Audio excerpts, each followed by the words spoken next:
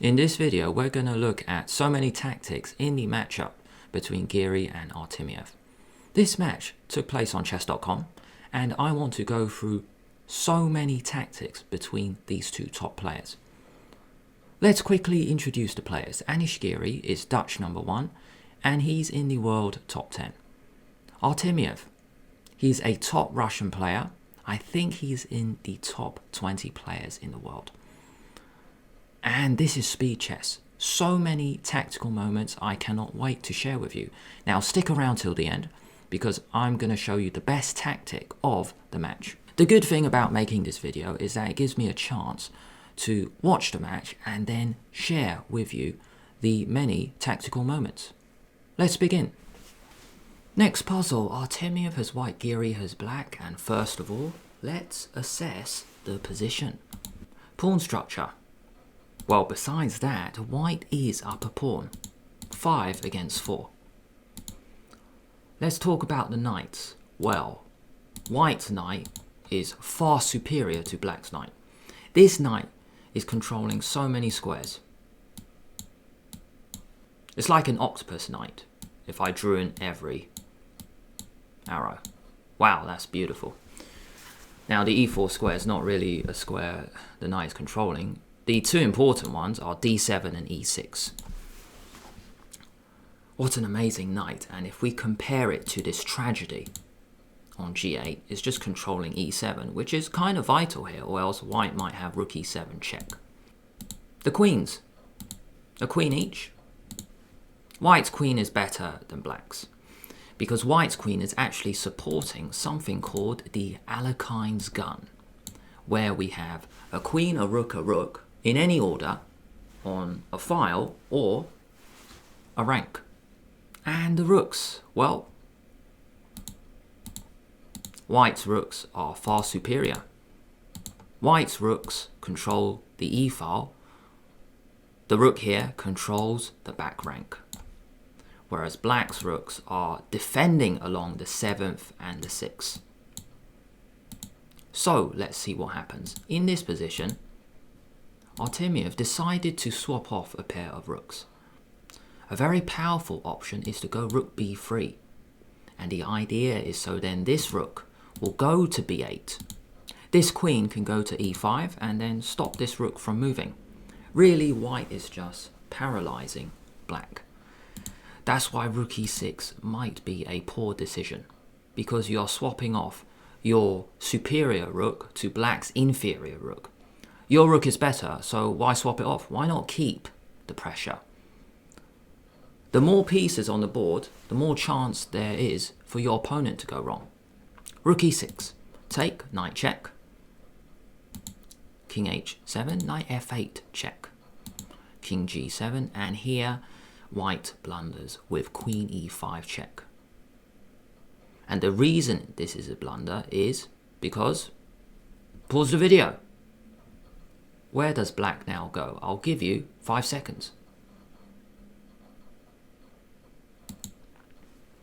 The king can now go to f7, and this is the problem. This king is attacking the rook, but so is the queen. Artemiev forgot for one move that black actually has a threat. Queen takes c2 check, bringing the rook in, and it will be checkmate. So what a complete turnaround. White is in complete control, but in one move he blows it. King f7. There's no good move. You cannot defend the rook and stop queen takes c2, leading to checkmate at the same time. So knight takes g6 played. Giri takes on c2 with check. Queen e2, you have to, because if you move the king, then that'll be checkmate. After queen e2, take, and here Giri with the black pieces went on to win. He's a knight up. Giri has white, Artemiev has black. Before we find the brilliant move for black, let's assess. Well, the first thing to talk about is the king. I think it is fair to say white's king is a little bit more active than black's king.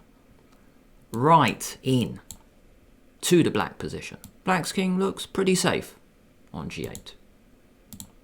Knights. Well, black's knight is better. That knight is so useful. It's controlling d6 and f6, so then the king doesn't really have too many squares to go to. Let's compare the rooks versus the queen. Well, I think the rooks are better. This rook cuts off the d file. The king cannot go there. This rook might come in to help. The queen is pretty useful on b7, cutting this king off. But it doesn't have backup, you see, that's the problem. This knight is nowhere near the black king. So the white queen here is a lone attacker. However, the queen is useful because it supports the advance of this pawn. 5 pawns each. Here, black played rook f6 and went on to lose after knight d4, cutting off the rook. So then the rook can't come back, let's say, to d5 to give a check. Rook went back, queen c8 check, king h7, queen takes e6. Game over. King back, knight f5. The position is crumbling. This knight is actually now a great attacker. It's coming into h6. White has queen and knight against the king.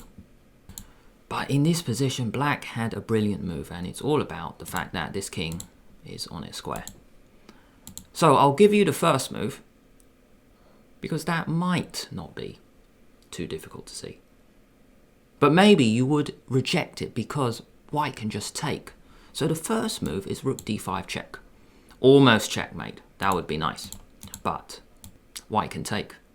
Pause the video now. Can you find a brilliant move for black? Notice the rook is hanging. But I want you to think of a brilliant move connected with a king-queen combo. I'll give you 5 seconds.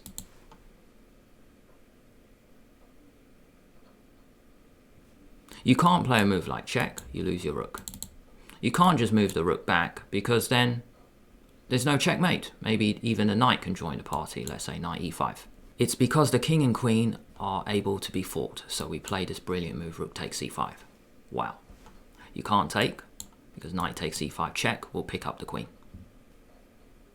So after rook takes c5, black is now actually threatening, let's say rook f6 check, or rook e8 check. It's just so dangerous, it's just almost checkmate. Amazing. So rook f6 check is very deadly. Let's say you played a nothing move. I just want to show you the idea. The point is you're going to win the queen. Rook f6 check. The king has to go forward, doesn't matter where, and then check. Then you pick up the queen on b7. So a tactical chance missed. Before we go on to the best tactic of the match, here is a bonus puzzle. A bonus tactic from the other match, Caruana against Duda.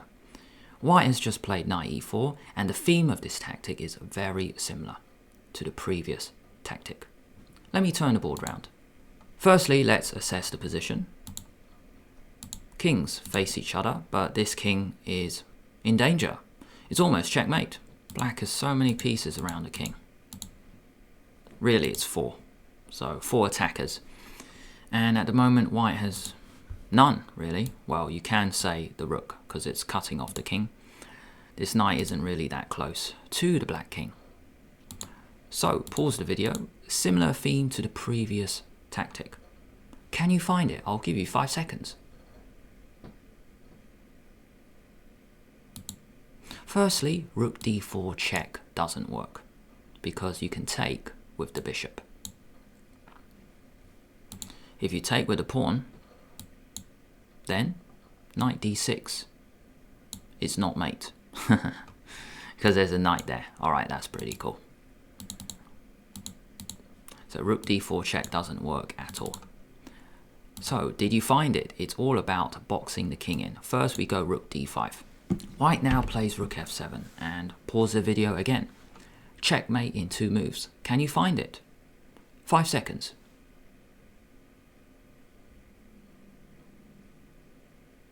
Notice previously, knight d6 check doesn't work. Now you've got to make it work. And this is called a deflection. This knight is defending this pawn. So black now makes a sacrifice to win. Rook takes c3 check. That is checkmate if there was no knight. But there is. So white now takes. And then time to checkmate the king. You bring the knight back. Really, really cool way for Jan Duda, Polish #1, to finish off the match. King cannot move anywhere. Can't take the rook. Defended by the king. Can't go back because of the rook, can't go back because of the pawn, and can't go there because of the bishop. Can't go here because of everything. Pawn, knight, rook, king. A beautiful checkmate in the middle of the board. If you're enjoying the video so far, why not give it a like and subscribe to the channel at the same time. Make sure you hit that bell, then YouTube will let you know when I release another video. Artemiev has white, Giri has black. Black has just played f4. Before we see the next move, let's just assess the position. So firstly, the pawn structure. On the queen side, it is fixed. So in this puzzle, this pawn structure is irrelevant. Let's have a look at the pawns on the king side. f2 is a useful defender. The pawn on h4 might go forward, attack the bishop. Black has two pawns. The one on f4 is very dangerous. It might even go f3 to try and create some mating threats. You have a queen each. White's queen is very dangerous. All you need is a knight to help out. Maybe it can come to f6 to g5. Black's queen is also dangerous. Not only is it an attacker, it's also a defender, protecting all these squares, having the chance to come to e1 with check once the knight moves, also to a1 with check. And then let's compare the minor pieces. We have a knight and bishop each. The knight might be a bit better, having the chance to hop in, but this bishop can control a very useful diagonal as well. So now that we've assessed every piece, let's have a look at this puzzle. After f4, white now played knight d5. Knight g4 was better, but here, pause the video. Black is now winning. What is the first move? I'll give you 5 seconds. The first move is queen e1 check. King g2. You have to protect your f2 pawn. You can't go to h2 because queen f2 check, game over. Bishop e4 is mate. So we can't have that. So you've got to go to g2. Bishop e4 check still. King h3. And white should be in big trouble. Queen h1 check. King g4. And now the second time to pause this video. In the game, queen g2 check was played, but there is a better check. And it's all about this diagonal. So don't play queen g2 check. I'll give you 5 seconds. The move is queen g1 check, and that is completely winning. After queen g1 check, this is what I'm talking about. After king takes f4, the king and queen are lined up on the same diagonal. Now queen c1 check doesn't work at the moment because we can block with the knight. So the move must be to get rid of the knight. And the only way to capture it is bishop takes d5. And here, black is completely winning. You can't take back because now check. This is called a skewer. It's like an X-ray. The king moves out the way, then you're going to pick up the white queen. So after bishop takes d5, white has to save his queen, but then he's going to be a piece down. For example, you can move the king, and then you'll be a piece down. White actually doesn't have any threats near the king. There is no good check. If white went queen g5 check, then the queens can come off and black is winning. Let's say put your bishop there. You've got the chance to march your pass pawn. Now in the game, that opportunity was missed. Queen g2 check, and white ended up winning that game. The king actually escaped, and now the king marched all the way down the board, and white's king is very, very active. With a king on c7, not only can we take on b7, but it's supporting a march for this pawn. Queen takes a3, d6. Well, this pawn is slower compared to that. d6, c3, d7. You're going to get a queen next. So here, black resigned. Next, puzzle. Let's begin here. h4 has just been played. Giri has white, Artemiev has black. And black now plays knight c6. Before we see the tactic, let's assess the position. So firstly, the pawn structure, very interesting. White has two pawns. On the flank, a4 and h4. This pawn is needed, or else black would have pushed his pawn further. This pawn is very useful, trying to come forward to h5 to h6 to start an attack. The knights. White's knights sit well in front of the king. This knight can come to d5. Black's knights are near the king. b4, c6. Trying to hop in. Maybe that knight can come to d4. Queens. Well, I think black's queen is well placed compared to white's. At the moment, blocking the bishop in. And then the bishops. Well, I think black's bishops are better. This bishop is slicing the board towards the queen side. This bishop is slicing the board towards the king side. At the moment, white's bishop is not really attacking a useful pawn. It's already defended. And this bishop, I've already said, it's blocked in by its own queen. And the two rooks are both on the back. Now that we've assessed the position, let's look at the tactic. White now played h5. And pause the video. Can you find a really good move for black? Trying to break the queen side. I'll give you 5 seconds.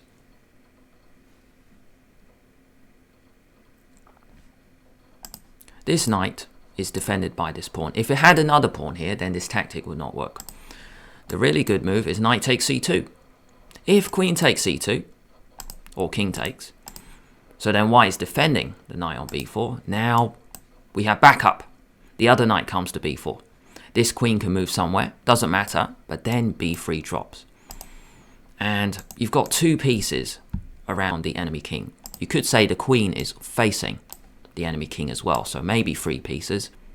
So after knight takes c2, bishop h4 was played. Put the queen on h6. The queen is actually very, very well placed here because it stops white's pawn coming forward. And after queen takes c2, knight b4, queen d2, offering a queen trade. As we saw before, black will now take the knight on b3. The queen's come off.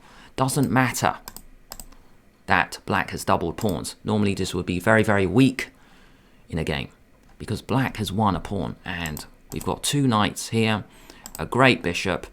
Also, white's attack really hasn't begun. There's no attack. Black is winning and black went on to win. Next, tactic. Let's assess. Giri has white, Artemiev has black. Very complex position. Now let's start with the pawn structure. White has a lot of space. These 2 pawns, c4, e4, create a bind, create maximum control on the d5 square. Pawn chain g5, f6, very far in towards the enemy camp. Whereas black's pawns, black is just waiting. He's just sitting back with his pawns. So white has a lot of space. Let's compare the minor pieces. White's bishop is better than black's very sad bishop. Black's bishop has gone back. Knight very well placed in the middle. Ideas in the Sicilian sacrificing on e6. This knight on c3, like I said before, maximum control on d5 because we had the 2 pawns supporting it. So it was this. Knight, pawn, pawn, all controlling d5. Black has a useful bishop on b7. This is best minor piece. Attacking e4, but it's well defended. You know what? The knight on d7 is pretty good as well because it can come to e5, and this is really a great outpost for the knight because once the knight lands on this square, it cannot be attacked by any enemy pawn. The queens have just got out. They're well placed, and let's talk about the rooks because that's pretty weird. There's a rook on h4, which looks pretty useful. Not only does it keep pressure on the h-file, but it keeps an eye on e4 as well. And the rooks on the c-file are equally good. Now, finally, the kings. Kings sit almost in the center. Giri's just sidestepped, and Artemiev's king is still in the middle. So let's check out this tactic. White has a brilliant way to break through, but it looks really difficult to see because you're just losing control. So pause the video. Can you see a great move? The way to break through is actually g6. We were talking about the pawn structure. White's pawns are further advanced, so it's time to push them. Now this move just doesn't occur to you because you are dropping a vital f-pawn. But how to continue? Well, we need to put pressure on this. So pause the video again. Can you find a way to put pressure on both f6 and f7? 5 seconds. One option is to swing the rook. No, we swing the queen. Double attack.